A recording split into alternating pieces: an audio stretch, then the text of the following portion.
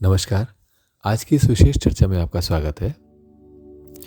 आज का विषय हमारे सभी के जीवन के अत्यंत निकट है, क्योंकि ऐसा कोई भी व्यक्ति नहीं होगा जिसने अनुभव ना किया हो कि ऐसे भी कुछ क्षण आते हैं जहाँ पर हृदय कुछ कह रहा है और मस्तिष्क कुछ कह रहा है। Heart is saying something else and brain is saying something else. तो उसमें क्या करें, क्या सही है, क्या गलत है, एक इनडिसीजन की स्थिति आ जाती है। और कई बार तो ये होता है कि हम कुछ सही लगता भी है और करना भी चाहते हैं, लेकिन हमारी भावनाएं हमारे ऊपर इतनी हावी हो जाती हैं कि हम वो नहीं कर पा रहे होते। तो ऐसी अवस्थाओं को हम नित्य निरंतर अनुभव करते हैं। और ऐसा नहीं है कि ये सिर्फ अर्जुन ने ही अनुभव किया था और अर्जुन ने श्री कृष्ण से कहा और श्री कृष्ण ने उसे समझाया। ये हम सभी के अंदर चलता रहता है। और जब ऐसी घटना घटती है तो सडनली बहुत बार आपने अनुभव किया होगा, कुछ ऐसा होता है जिसे ईश्वरीय कृपा कहते हैं, जिसे गीता का ज्ञान या कृष्ण जी का उपदेश मान सकते हैं आप, जिससे आपको मार्ग मिलता है और आप उस डिसीजन को लेकर के आगे बढ़ निकलते हैं। तो अगर संभव हो तो ऐसे कुछ क्षणों को आज पुनः आप याद कीजिए और कैसे उन क्षणों में निकले या नहीं निकले या फंस के रह गए, उसको अनुभव करने का प्रयास कीजिए कि ऐसा क्या था कि कुछ क्षणों में निकल पाए और कुछ क्षणों में नहीं निकल पाए।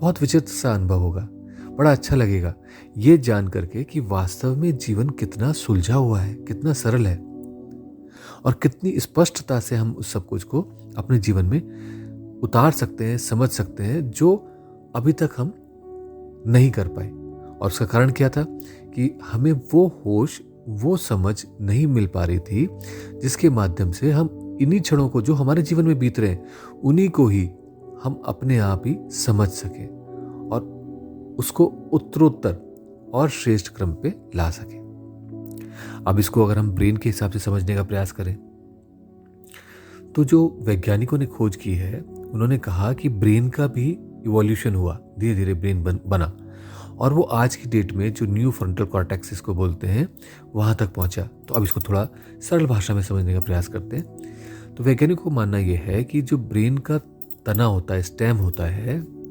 उस स्टेम से हमारे बहुत सारे कार्य संपन्न होते हैं, जैसे सांस लेना, खाना हजम होना, ये बेसिक जितनी भी आवश्यकताएं हमारे जीवन की वो सब पूरी होती रहती हैं। लेकिन उसके आगे फिर ब्रेन का डेवलपमेंट हुआ और ब्रेन उस पशु प्रवृत्ति से आगे बढ़कर एक ऐसी वृत्ति में आया जहां पर आकर के उसे लिम्बिक ब्रेन कहा गया, जहां वो एक दूसरे से संपर्क कर सकता है, जहां वो अपने भावनाओं को समझ सकता है और उन भावनाओं के अनुरूप अपने आप को ढाल सकता है। ये वो ब्रेन था जो बहुत चमत्कारी है। क्यों? क्योंकि इसी के अंदर वो सारी संभावनाएं हैं कि आपके हैबिट्स को चेंज कर सकता है, आपके सोचने के पैटर्न्स को चेंज कर सकता है, ये बहुत कुछ परिवर्तन ला सकता है जीवन के अंदर। तो इसको भी समझने का प्रयास करेंगे। ये वो क्षेत्र है लिम्बिक सिस्टम जिसके अंदर वास्तव में हमारे महाभारत चलती रहती है और हम उस महाभारत के पात्र बन के रह जाते हैं या उस महाभारत को रूल कर पाते हैं। ये हमारे ऊपर निर्भर करता है और इसके लिए अब हमें तीसरा भाग समझने की आवश्यकता है ब्रेन का, जिसे कहते हैं कॉर्टेक्स। अब ये क्या भाग है? ये वो ऊपर वाली लेयर है, जैसे आप समझिए एक मुट्ठी बनाइए अपनी, हाथ की मुट्ठी, ये हो गई ब्रेन स्टेम। इसके ऊपर दूसरे हाथ को फेरिए, ये हो गया लिम्बिक सिस्टम। इसके ऊपर अगर आपके पास तीसरा हाथ होता या आप एक और उसके ऊपर लेयर को अनुभव कर सकें तो वो है फ्रंटल कॉर्टेक्स या न्यू कॉर्टेक्स।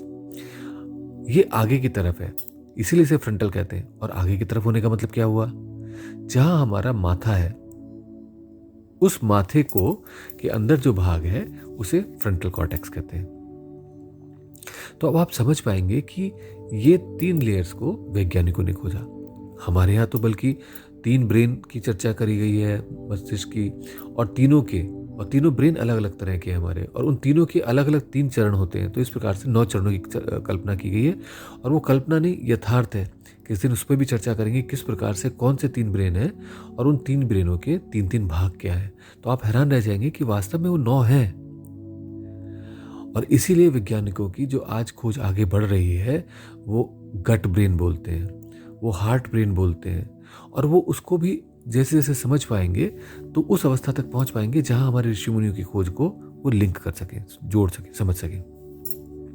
परंतु अभी के विषय के अनुरूप कॉर्टेक्स वो भाग है हमारा जहाँ पर हमारी इंटेलेक्ट होती है, हमारी रीजनिंग होती है, हमारे जजमेंट्स होते हैं, हमारे निष्कर्ष होते हैं, हमारे डिसीजंस होते हैं, जो हम डिसीजन लेते हैं वो होते हैं यहाँ पर, और बहुत सही तरीके से हम डिसीजन ले सकते हैं। और ये वो भाग है जो हमारे को हायर रीम से यानी कि ब्रह्मांड से जोड़ता है।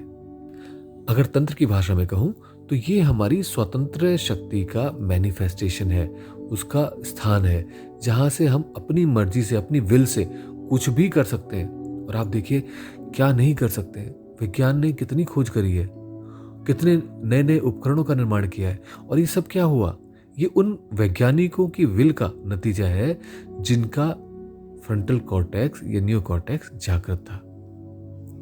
लेकिन उसी चीज को, उस ब्रह्मांड को, उस ईश्वर से जो कनेक्शन है हमारा, उसको जब हम अपने अंदर उतारते हैं तो वो जो भाग जो हमारे हृदय के बहुत ही करीब है वो है लिम्बिक सिस्टम। क्योंकि लिम्बिक वो है जो कि मध्य है, और हमारे यहाँ पर तंत्र में और योग में और साधनाओं में मध्य मार्ग की चर्चा करी गई है और बहुत विस्तार से की गई है। तो ये जो मध्य है ये सबसे विचित्र है। अब इसमें देखिए, एक तरफ से गॉड का या ईश्वर का कृपा बरस रही होती है, कहाँ से आती है वो, कॉर्टेक्स के थ्रू, और दूसरी तरफ हमारी जीवन की संभावनाएं और जीने की इच्छा, जो बेसिक इंस्टिंक्ट्स हैं हमारी, वो उठ रही होती है ब्रेन स्टेम से, और यहाँ पर वो दोनों मिलती हैं। और इस लिम्बिक सिस्टम में, इस ब्रह्मांड, इस संसार के जीवन में हम उन दोनों के बीच में एक संतुलन पाना चाहते हैं, और यही इस संतुलन को ना पाने की कारण ही हमारे अंदर महाभारत छिड़ जाती है। क्या सही है क्या गलत है, ये एक जंग छिड़ जाती है। तो इसका उत्तर भी वैज्ञानिकों ने खोजा, और ऐसा नहीं कि वैज्ञानिकों ने खोजा, हमारे ऋषि मुनि ने बताया। उन्होंने बताया कि हम अपनी आदतों को बदल सकते हैं, हम अपनी स्वतंत्र शक्ति का, अपने कॉर्टेक्स का उपयोग करके अपने आप को परिवर्तित करके उस अवस्था तक ला सकते हैं जहां हम अपने जीवन को और सम्राट की तरह जी सकें, जहां हम अपने जीवन को अपने लक्ष्य के अनुरूप जी सकें। क्योंकि हमारा लक्ष्य कहां पर है, कॉर्टेक्स में है। तो इसलिए ये लिम्बिक ब्रेन बहुत इंपॉर्टेंट हो जाता है। आप वास्तव में देखें तो अपने जीवन में जो भी क्रिया आप बार बार करते हैं, और वैज्ञानिकों की खोज के अनुसार अगर 21 दिन तक कोई रिपीटेटिव पैटर्न्स किए जाएं, जैसे मान लीजिए आपको अपने घर से कहीं जाना है और आप एक रूट लेते हैं, अगर आप लगातार वो 21 दिन तक रूट लेने लगेंगे तो आपकी आदत सी बनने लग जाएगी। आप गाड़ी चलाते हैं, गाड़ी चलाते समय आपके सामने कोई गाड़ी आती है तो आप किस प्रकार से लेफ्ट राइट मोड़ते हैं, अगर वो आप ऑब्जर्व करें तो धीरे धीरे अगर वही रिपीट करते जाएंगे पैटर्न, तो वो एक आदत बन जाती है। तो वास्तव में हमारे जीवन में 20 से 21 दिन का अवसर समय लगता है, थोड़ा उससे ज़्यादा भी लग सकता है, जिसमें हम अपने अंदर एक हैबिट को क्रिएट कर लेते हैं। और जब हैबिट्स क्रिएट होती हैं तो क्या होता है, वो ब्रेन पर एक मार्क क्रिएट करती हैं। तो अगर सरल शब्दों में कहा जाए तो वो एक प्रकार की पगडंडी बना देती है हमारे मस्तिष्क के अंदर, कि जब ये होगा तो मैं ये करूँगा, फिर ये करूँगा तो फिर ये करूँगा, फिर ये होगा तो फिर वो करूँगा, फिर वो होगा तो ये करूँगा। आप अपने आप को गौर से देखिए, अनुभव कीजिए, एक एक छोटे छोटे अपने पलों को, अपनी क्रियाओं को एनालाइज कीजिए। क्या ऐसा तो नहीं है कि आप बंध गए हैं और आपने अपने बंधन स्वयं ही क्रिएट कर लिए हैं? तो अगर ऐसा है तो ये अवसर है इस चीज को समझने का कि ये यहाँ लिम्बिक ब्रेन से संबंधित है, जो कि नए नए न्यूरल पाथवेज क्रिएट कर सकता है। अभी न्यूरल पाथवेज क्या हो गए?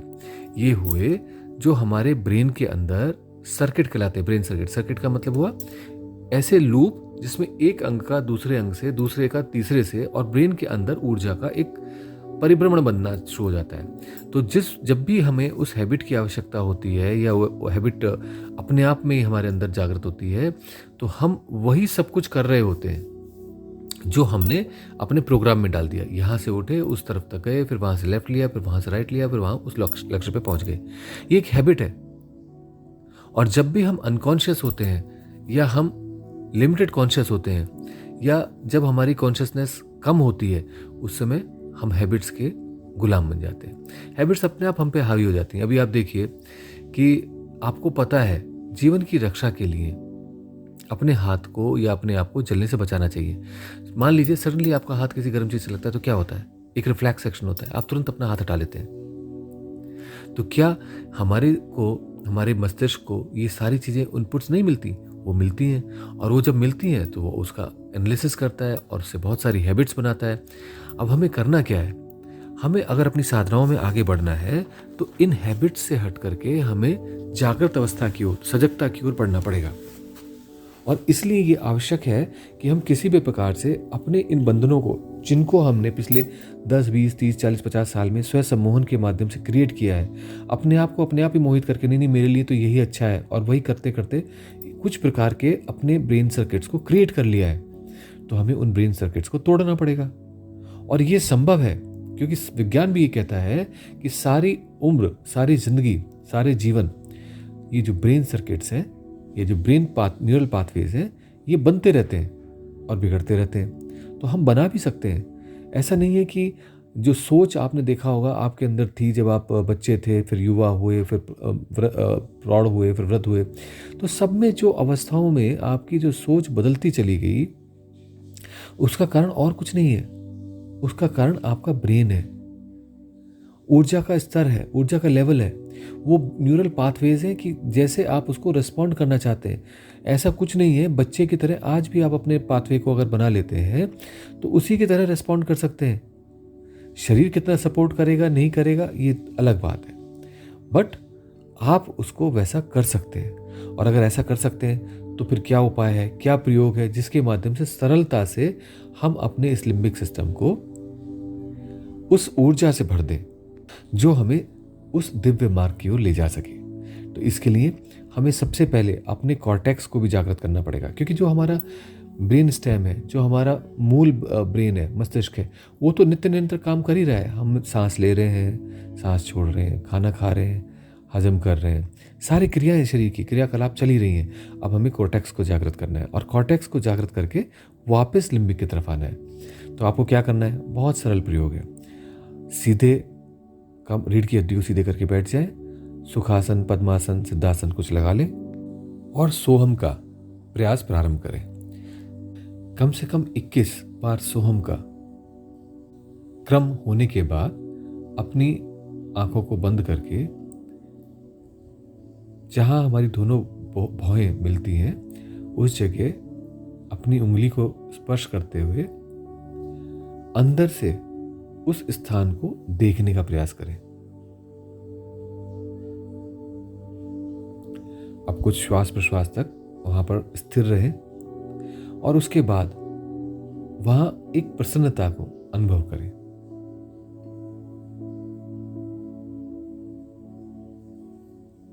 अब ये क्रम हो गया। इस क्रम को आप जितना धैर्यपूर्वक कर सकें और जितना गहराई में उतर के कर सकें अपने अंदर, उतने ही जल्दी आप अपने आप को लिम्बिक में अनुभव करेंगे।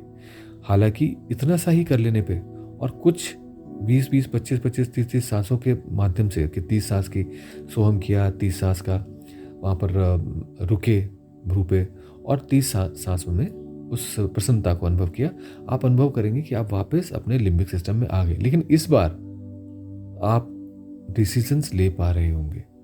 इस बार आप दोनों चीज़ों को एक जागृत अवस्था की तरह से देख पा रहे होंगे कि ये भावनाएं हैं और ये आवश्यकताएं हैं, मुझे क्या करना चाहिए। आप उसके बेस पे अपनी बुद्धि के माध्यम से डिसीजन ले पाएंगे। इस प्रयोग को करके देखिए, बहुत गहरा प्रयोग है, आप वास्तव में अनुभव कर पाएंगे उस फर्क को। लेकिन उसके पहले अपने जीवन के उन क्षणों को भी एनालाइज करना जरूरी है, जैसा इस वीडियो में बताया गया। करके देखिएगा, बहुत आनंद आएगा।